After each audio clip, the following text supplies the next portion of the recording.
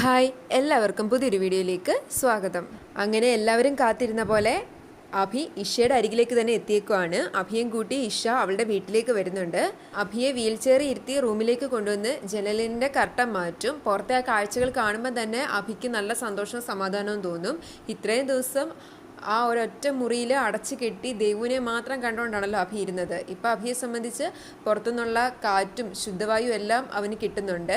ഇഷയും കൂടെ ഉണ്ടല്ലോ, അതിൻ്റെ സന്തോഷം അവൻ എന്താണേലും ഉണ്ടാവും. ഇഷയും നല്ല സമാധാനത്തിലാണിപ്പോൾ. ദേവുവിൻ്റെ തലകറക്കെല്ലാം കഴിഞ്ഞ് എഴുന്നേറ്റിട്ടുണ്ട്. ദേവു ആകെ സങ്കടത്തിലാണ്. ദേവരാജൻ അവളെ സമാധാനിപ്പിച്ച് കൂടെ തന്നെയുണ്ട്. ഇപ്പോഴും അവർ അഭിയുടെ ആ വീട്ടിൽ തന്നെയാണ്.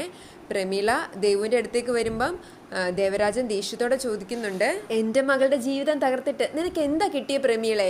പ്രമീള പറയും, എൻ്റെ അഭി രക്ഷപ്പെട്ടല്ലോ, എനിക്ക് അത് മാത്രം മതി മാഷെന്ന്. ദേവരാജനും ദേവും നല്ല ദേഷ്യത്തിലും നിരാശയിലുമാണ്. ഇനി ഇവരെ സമാധാനപ്പെടുത്താൻ, ഇവർക്ക് സന്തോഷിക്കാൻ വേണ്ടി കണ്ണം വൈദ്യൻ എന്തുടായിപ്പാട്ടാ വരുന്നതെന്ന് കാത്തിരുന്ന് കാണണം. ഇനിയെങ്കിലും കണ്ണം വൈദ്യനൊന്നും വിചാരിക്കുന്ന പോലെ ഒരു കാര്യങ്ങളും നടക്കരുത്. നല്ല ശിക്ഷ തന്നെ എത്രയും വേഗം വൈദ്യനും ദേവുവിനും കിട്ടണം.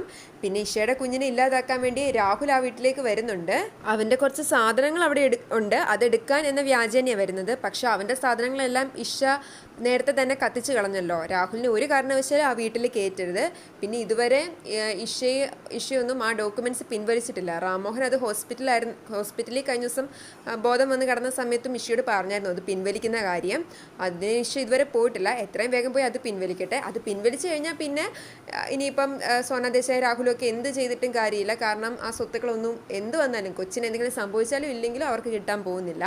പക്ഷെ കൊച്ചിനൊന്നും സംഭവിക്കാതിരിക്കട്ടെ. ഇഷയും അഭിയും കുഞ്ഞും എല്ലാം സന്തോഷത്തോടെ കഴിയട്ടെ. പിന്നെ മഴവിൽ മനോരമയിൽ പുതിയൊരു സീരിയൽ വരുന്നുണ്ട്, ഉണ്ണിക്കണ്ണൻ്റെ. ഗായത്രി ദേവി എൻ്റെ അമ്മ തീർന്നിട്ടാണോ എന്ന് അറിയില്ല. ആണെങ്കിൽ അടിപൊളിയായിരിക്കും. അങ്ങനെയാണെങ്കിൽ ദേവുവിനൊന്നും ഇനിയൊരു വിജയം ഉണ്ടാവില്ല. ഇഷയ്ക്കും അഭിക്കും തന്നെയായിരിക്കും ഇനി അവസാനം വരെ വിജയം. പിന്നെ ഗായത്രി ദേവി സ്വബോധത്തിലേക്ക് വന്നതാണെന്ന് അറിയില്ല. ജയരാമൻ അവരെ ചേർത്ത് പിടിക്കുമ്പോൾ ജയരാമൻ്റെ നെഞ്ചിലേക്ക് ചേർന്നിരിക്കുന്നുണ്ട്. ഗായത്രി ദേവിയുടെ കയ്യിൽ 2-3 കെട്ട് നോട്ടുകളാണെന്ന് തോന്നുന്നു. അതുകൊണ്ട് സംഭവം എന്താണെന്ന് അറിയില്ല.